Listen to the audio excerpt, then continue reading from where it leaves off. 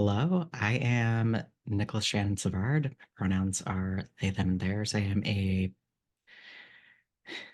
scholar of queer and feminist theater history, a solo artist, and host of Gender Euphoria, the podcast. I'm here today with playwright Emily Elyse Everett. I'll turn it over to her to introduce herself. Hi, my name is Elyse Everett. My pronouns are she, hers, and I am a playwright and actor based in New York.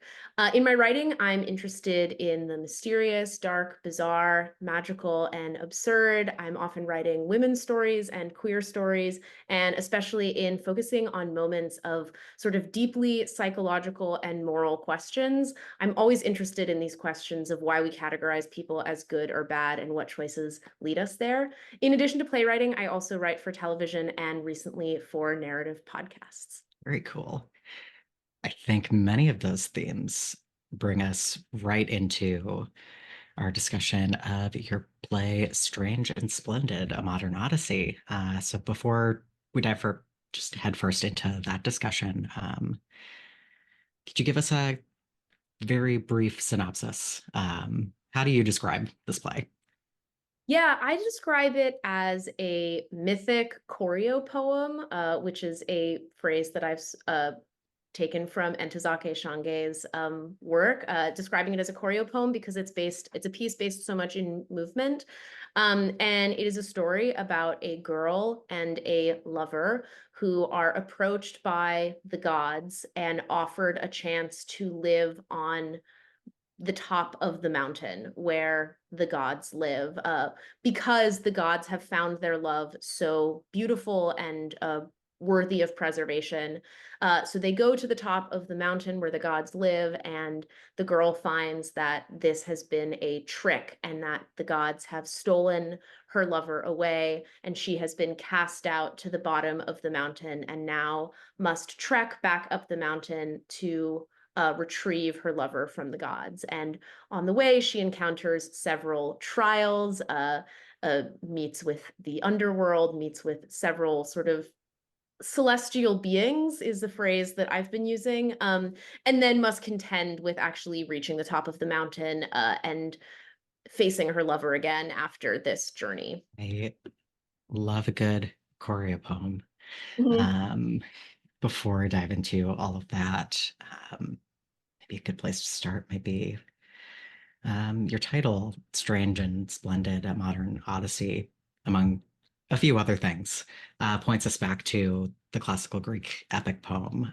The original follows Odysseus as he makes his perilous 10-year-long journey home after the war to his wife Penelope, who has to then fend off suitors who are convinced Odysseus is dead. So early on in your play, I thought I was reading a gender flipped Odyssey with the girl being sent far away and having to make a journey back while the boy waits for her return. And then as it went on, it became more complicated than that. Can you tell me a little bit about what drew you to that story in particular? How were you drawing on the original source text? Where were you most interested in breaking it apart, twisting it, reassembling, reimagining? Yeah, definitely. I love this question and I love talking about classical work. So I'm so excited that I get to nerd out about it for a while. This is So the place to nerd out. yeah, absolutely. So the Odyssey was the first piece of classical writing that I ever read in high school. It was part of my high school's freshman literature, and something that I thought it was a Not beautiful. gonna lie, did had to go back and look up the plot of Oh the yeah, Odyssey I and what really it was do. about. It's been a And while. it was the first piece of classical writing that I had ever read, and there's something about I think like these classical stories that feel so reminiscent of every other story that I had read. This was something that I remember feeling when I was a 14-year-old freshman in high school, and every time I've gone back to the Odyssey is something that I've felt that I think that it is characteristic of writing of this time that you are like dealing with these gigantic human issues, and every relationship in this story is one that has like a very specific human issue that it is dealing with, and there is sort of a right choice and a wrong choice. um and as I sort of mentioned, in my writing in general, I'm very fascinated by these moments of right and wrong and these moments of choice. And so I had always been interested in taking some of these like trials that Odysseus goes through and investigating a little bit about like what right and wrong means in these cases, especially when we're thinking on this like big mythological scale.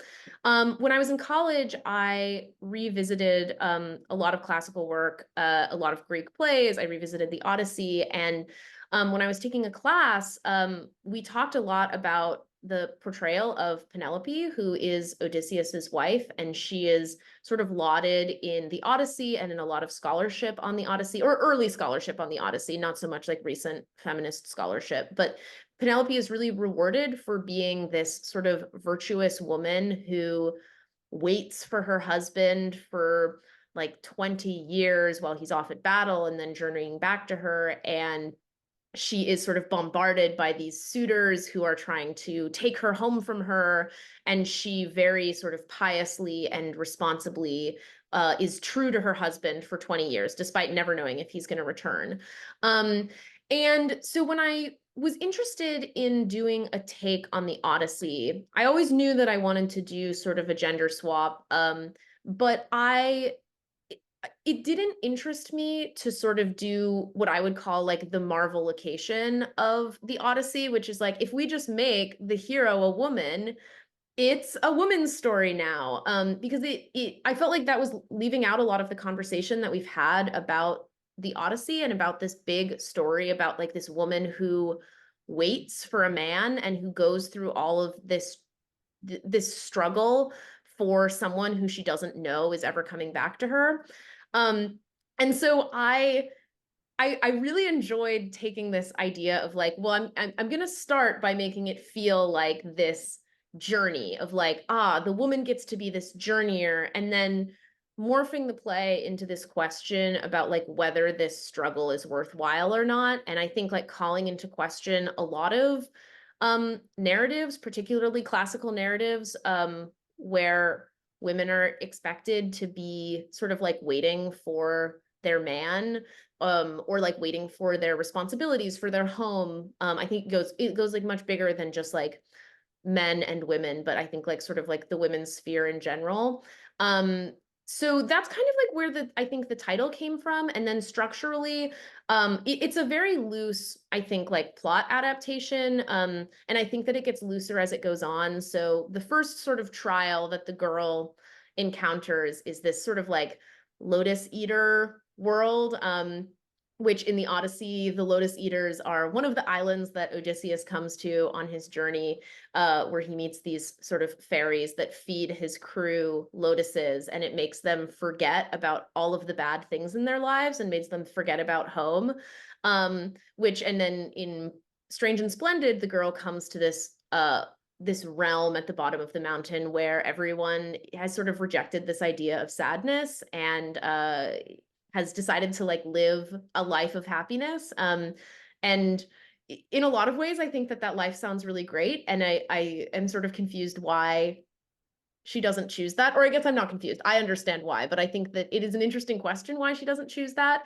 And then the specific lining up of like things that happen in the Odyssey to Strange and Splendid get looser as it goes on. I think that like the middle land is like vaguely reminiscent. There's like a scene halfway up the mountain where the girl is sort of encroached on by these like night creatures and she's cursed, and it's sort of similar. I think it's reminiscent of the Cyclops, mostly gesturally, in that like they're outside, there's a campground, there's a curse, and it gets like looser and looser.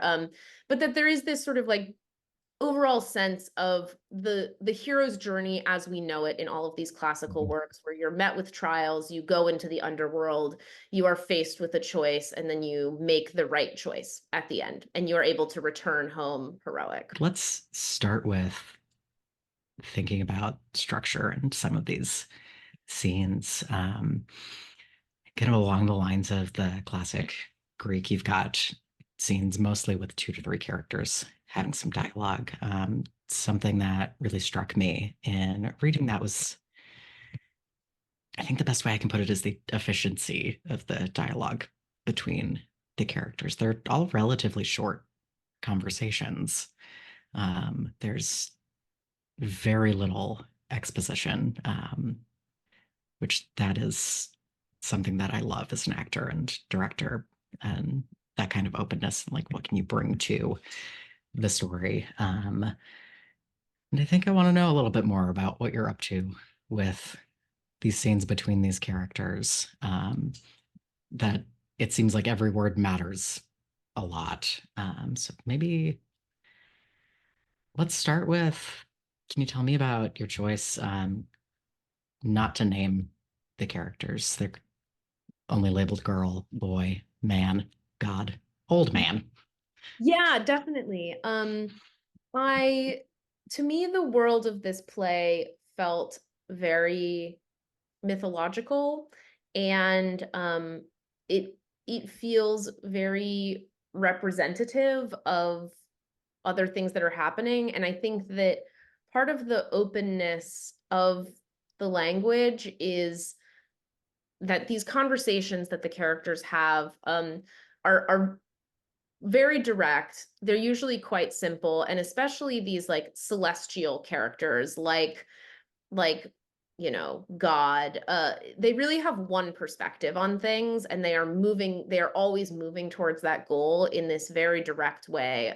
It's not this like these are not complex characters in the sort of actorly sense of the word, and that they Mhm. have like an external, I don't know, conflict and an internal conflict and a they're very direct. And I think I I wanted to see, I think that that feels very classical to me, like these figures like the Sphinx or like the I don't know, these sort of like almost like fairy tale creatures, like the troll that you meet in the woods that gives you a choice between two things. So I think that part of the directness and part of the sort of simplicity of the characters is trying to create this like magical world where choices should seem simple. And for a lot of these characters, the choices have been simple in their lives. Like the soldier knows that they are going to become a soldier and they are going to do this thing, and that's always been what they are going to be doing.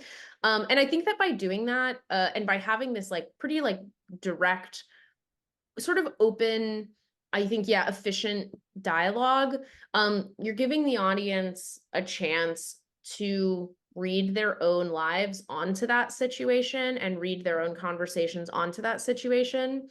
I think that there is also, universality in specificity, and like in these like really nuanced characters. That's just not the kind of play that this is. But I think that like, you know, even though, for example, like the girl and the soldier aren't talking about a specific, contemporary problem, like I think that we can read onto and we can sort of lay over an experience where we have seen someone make a choice that we don't understand, or seen someone make a choice that we don't agree with, or believe in something that we don't believe in.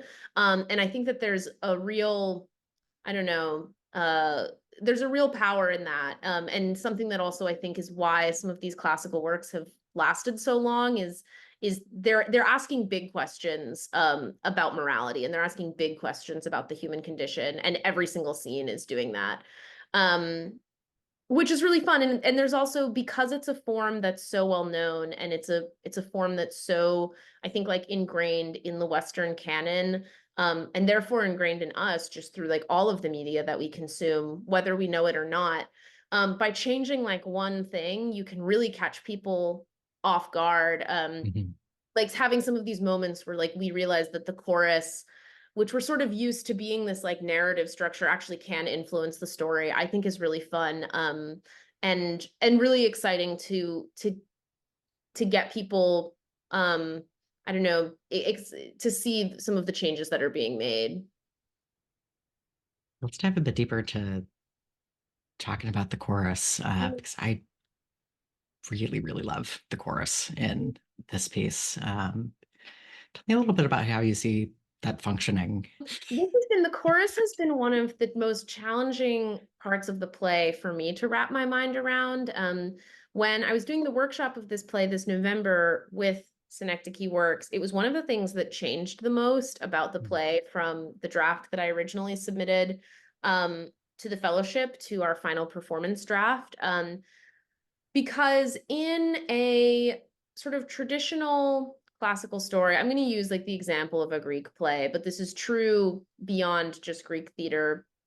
The chorus usually is sort of representing the voice of the masses. And usually the chorus does have some sort of role in the play, like the people of Thebes, the king's attendants. They have some sort of role, but they are really commenting on the audience perspective on the story. And they can't influence the story in any way.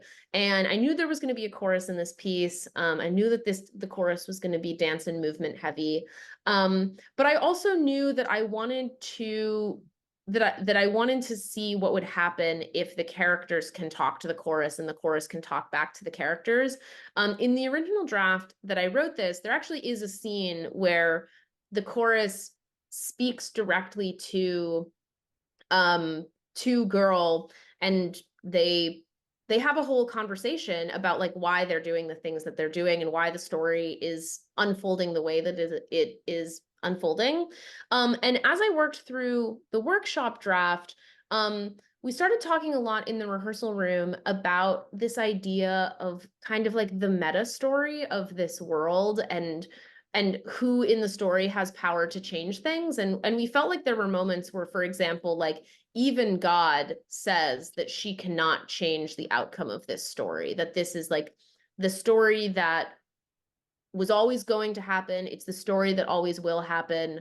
And it is the story that sort of every woman has experienced and will experience in their life. Which made me question, like, okay, if even God doesn't have the power to change this, does anyone in this world? Which clarified to me what the chorus is doing and what it means that the chorus, I think, in the sort of meta story of the play, the chorus are the ones that actually can make changes to things and choose not to for whatever reason. It's one of the ideas that I think I'm still percolating the most on in the play and want to keep thinking about, because in these classical works, that is like something that the chorus directly cannot do. And I think that almost unintentionally, that is the world that came out of this play.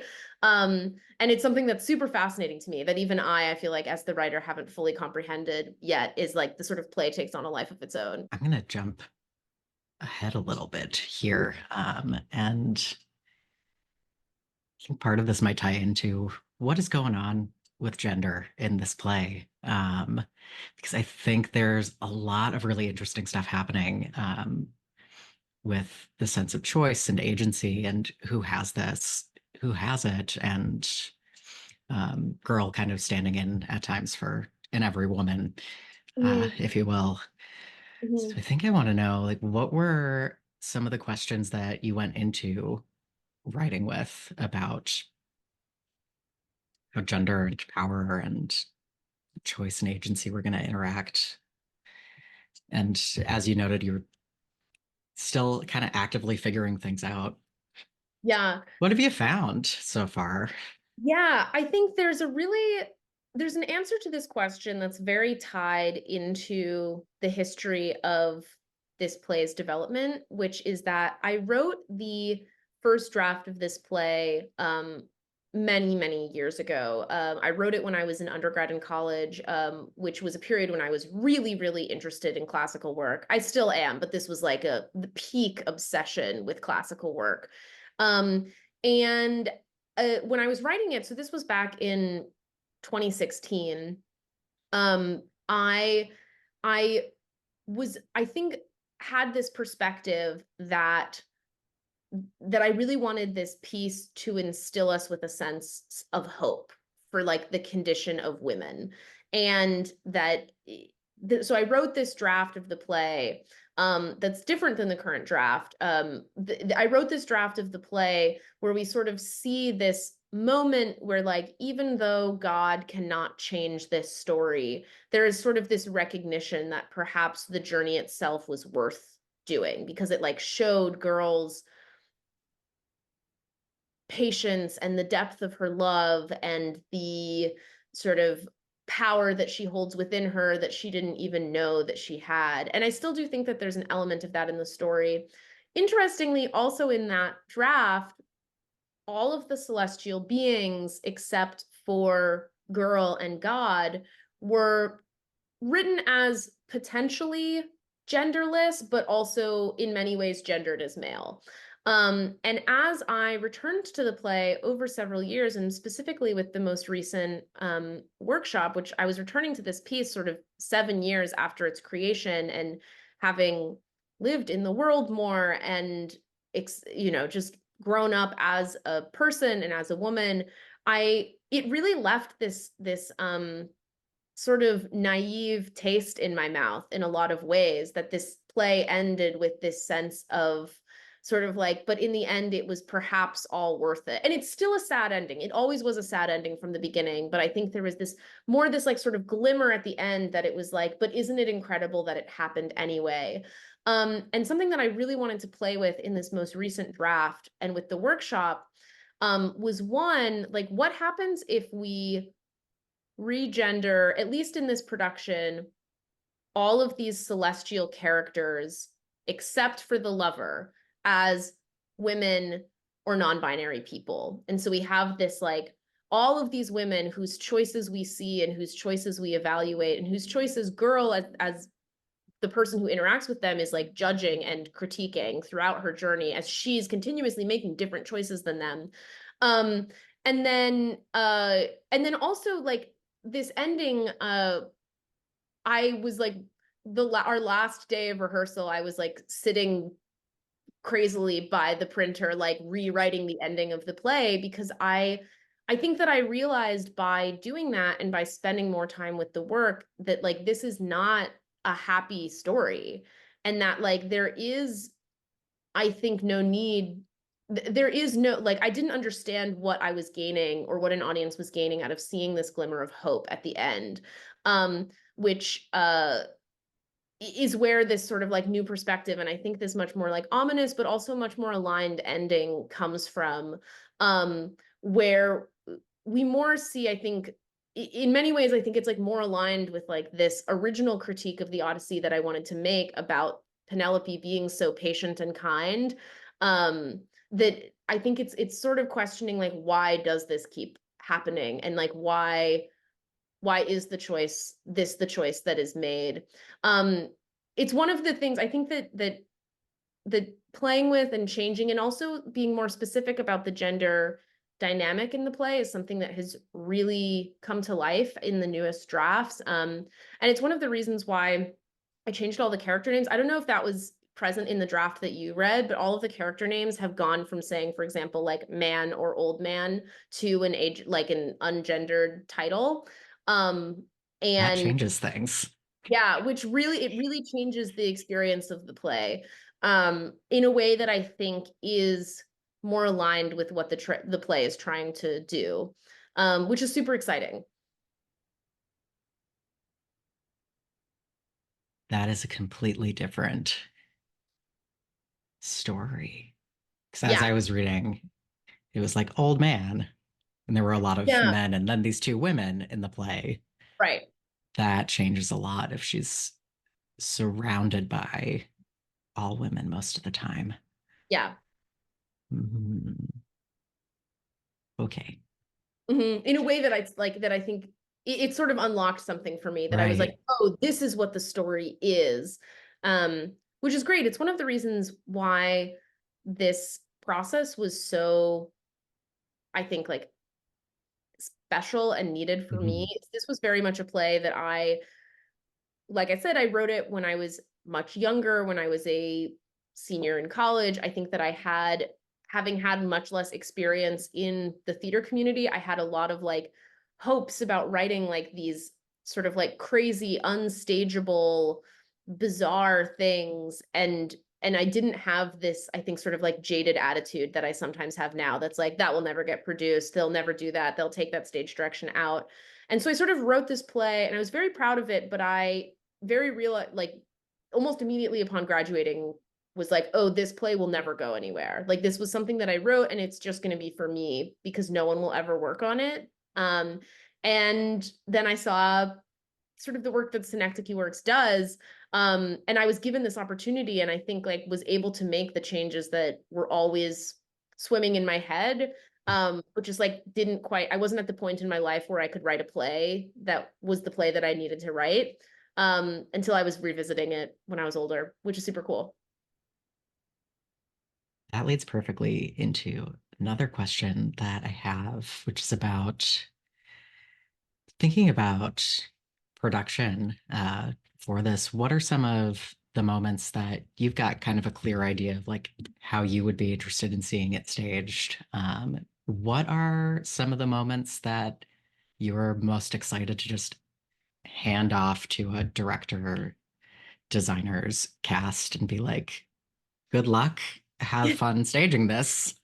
Yeah. I think that to be honest, I think that I feel that way about most of the play, which is that I come from a background in devised and experimental Mhm. theater. And I think a perspective that that background has really instilled me with is that, like, as a writer, I am one part of a performance and I can provide what I can provide, and I don't need to provide what I can't provide. And for this play, there is so much that I can't provide. How I don't know how to do any of it. Which is exciting to me, and that's a feeling that I love. I think it makes such a strong collaboration, to be able to not know how things are going to happen, and to need the expertise and vision, and artistry of other people.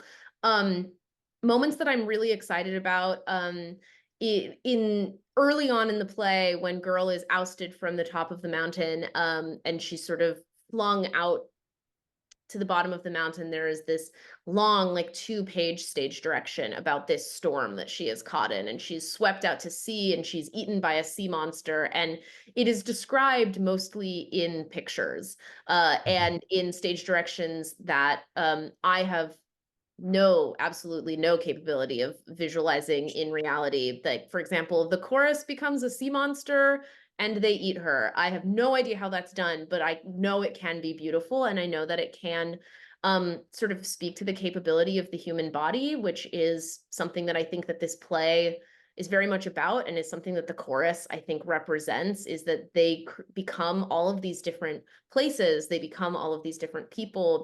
They dance in all of these different ways throughout the play, and sort of show like the range of the capabilities of the human body. That's a scene that I can sort of like imagine it in blurry sort of, I don't know, theatrical form, but have no idea Mhm. what it actually is. That's a moment that I would be super excited to see. And then I also just think that there is so much space for interpretation in the play, in a way that's really intentional and is characteristic of all of the things that I write. I I don't want to block a play. I don't want to stage a play or design a play. I don't. That's just not my area of expertise. That's not what I do as an artist.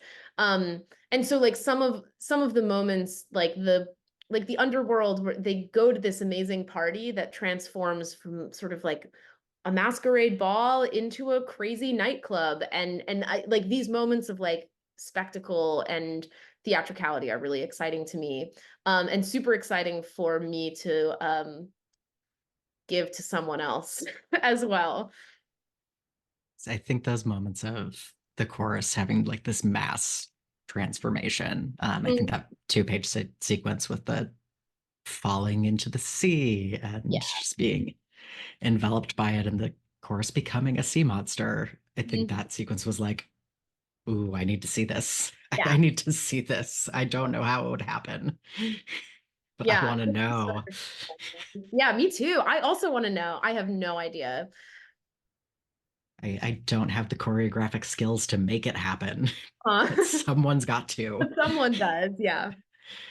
I guess that it's another question that I had about the chorus. It's a, I guess going back to the choreo poem, there's a lot of really dynamic movement and styles of dance. Are there particular styles of dance that you imagine would best carry out some of the physical elements of the storytelling in certain moments? What would you Um, hope to see there? yeah, I think that it's probably like a mix of, I don't know, I think that, there's a version of this play where there's no dance at all, I think. And there's a version of this play that's like, a choreo poem, I think, can mean anything that takes into consideration the instrument of the human body beyond what words are capable of. And I think that a production can do that with no dance at all, just with moving people throughout a stage in intentional ways. I think that like there would be an amazing like circus version of this play with silks, which I have very little experience in, but I think is amazing. Or like some sort of like I when I this like sea monster moment, like I think that that could be anything from like a giant puppet to like people like a shadow, I don't know, like of that people create with their bodies projected onto a wall. um so I think that it's super open, Just and picturing this whole ocean scene with silks, right, like like backlit and like pretty like yeah. greens and purples I and blues. I saw this amazing show once. I'm originally from Portland, Oregon, and I saw this show at one of the big theaters there, which is called Portland Center Stage. I don't remember what the play is called, or who directed it. I remember nothing about it. I saw it when I was a kid. But there was a scene in which this character fell off of a dock and like fell into this lake. And the way that they staged this was just by having this person stand on the stage, like in the center of a blue spotlight, and sort of just like while just standing there, he sort of like moved his body in this way that somehow made it look like he was like slowly sinking down to the bottom of the lake while he was literally just standing on stage. It was beautiful. It's one of those like theater moments that would like made me realize what theater could be. So I don't know, maybe I'll get that choreographer, whoever did that show from 2007 in Portland, Oregon. Track them down. Yeah, It's it's probably archived somewhere. You could find I'm it, I bet. sure. Yeah. I think to wrap us up, Mm. we've talked throughout a little bit about how Strange and Splendid draws upon the Odyssey and some of those classic Greek texts. I want to know who or what else is this piece in conversation with, responding to, building upon, or in other words, who are the other artists that have inspired and shaped your work? Yeah, absolutely. I think a huge influence on my work as a writer and on this play especially are the plays by Sarah Rule. She also does a lot of mythological pieces, and she, I think, also has this just like incredible flexibility of dialogue where she will have scenes that are 2 lines long, and character like one character just says yes question mark and the other character says no, but it is it is exactly what the scene needs to be and nothing more than that. And it's just this she has this like rawness and this simplicity about her dialogue that I think is incredibly impactful. I also think that she is such a brave playwright in how she invites the audience and the productions of her work to be adventurous. I admire her work a lot. Another writer who I think I was reading a lot when a lot of like writers who do classical adaptations when I was working on this piece. Mary Zimmerman wrote this play called Metamorphoses, which is like a very beautiful, very different from this kind of play, but a really beautiful sort of pastiche of a lot of different myths. And I think again, she does this interesting thing of finding this like what the core question of a myth is, what the core question of a classical story is, and finding so many different ways to reflect that back, but also like with this really simple, I love that word that you used, efficient dialogue. Um, the Anne Carson, I think, is also such a brave playwright in her adaptations. I read a beautiful adaptation of Antigone that she wrote called Antigonic. And she really inspired me, this play, Antigonic, because she calls it a translation of Antigone, but it's a very, very interpretive view of Antigone. There are characters that don't exist in Antigone in this translation of the play. And this play specifically, but a lot of her other plays as well, I think, really inspire this sense of I think independence in writing. And I think if it hadn't been for this play that I read of hers, Antigonic, I don't think I would have had the guts to say that this is an adaptation of the Odyssey. But I think that if Antigonic can be a translation of Antigone, then this play can be an adaptation of the Odyssey as well. Yeah, so I think that like this piece especially is really in conversation with a lot of these playwrights who are working with like mythological works, and these are all some of my favorite writers ever. There's also the poetry collection by Pablo Neruda, 101 Love Poems. It's one of my favorite collections. And I think that there is this in his writing and in his poetry, there is this like use of imagery that with and sort of this like sort of like whirlpool around what the idea of the poem is, all through imagery. And he never says what an emotion is. He only describes it through these like really beautiful and also slightly bizarre images that I think are really helpful when thinking about myth, because so much about myth, I think, and about classical stories, about like feeling this big question like through something else. Like there's this like refraction. Yeah, this is great. This is such a great question for me because I wrote this when I was in college, and it was for my undergrad thesis. I had to like write Right. an annotated bibliography of all of my inspiration. So I'm like, I got it. I remember So all of ready. So ready. yeah. Love all of those playwrights, Yeah. poets. And I think as I was reading this, I definitely heard the echoes of Sarah Roll in there and Carson. It's also some of my favorite writers. Yeah, they're incredible. Thank you so much for nerding out about this play with me. My gosh, thank you so It's much been for a learning delight to hear more about it.